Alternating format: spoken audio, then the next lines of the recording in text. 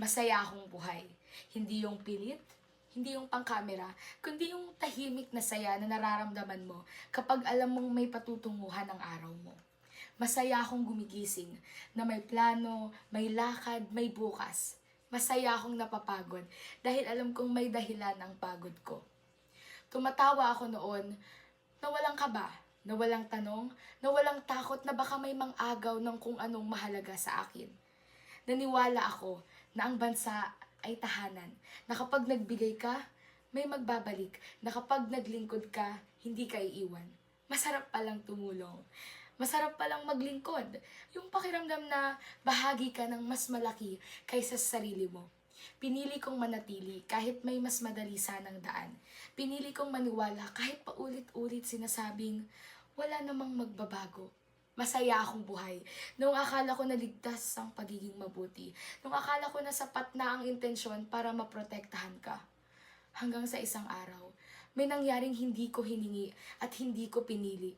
May lumampas sa hangganan na malinaw kong itinayo. May kamay na kumuha na kailanman hindi ko ibinigay. At sa isang iglap, nagbago ang lahat. Hindi dahil ginusto ko, kundi dahil may nawala sa akin na hindi ko alam kung papaano hahanapin muli. May mga sugat palang hindi nakikita pero binabago ka habang buhay. Pero hindi ako nanahimik. Lumapit ako, nagsalita ako, humingi ako ng tulong. Dala ko pa rin noon ang paniniwalang may sasalo. Akala ko, kapag nagsabi ka ng totoo, may makikinig. Akala ko, kapag naglingkod ka sa bayan, ipaglalaban ka nito. Pero ang sumagot sa akin ay pila, papel, mga matang umiiwas habang inuulit ko ang kwento, ang bagay na hindi ko dapat inuulit. Balik ka, hintay ka, may proseso. At sa bawat araw-araw na paghihintay, unti-unting nababawasan ang lakas ng boses ko. At hindi dahil maina ako, kundi dahil paulit-ulit kong kailangang patunayan na may karapatan akong masaktan. Pinanood nila akong mapagod. Pinanood nilang unti-unting mawala ang masayang ako. Hanggang isang araw, wala na akong lakas na ipaglaban pa ang sarili ko. At doon kayo nagtaka, bakit wala ng kwento? Bakit wala ng update? Bakit parang tapos na? Wala ng dulo? Dahil ang totoo, masaya akong buhay.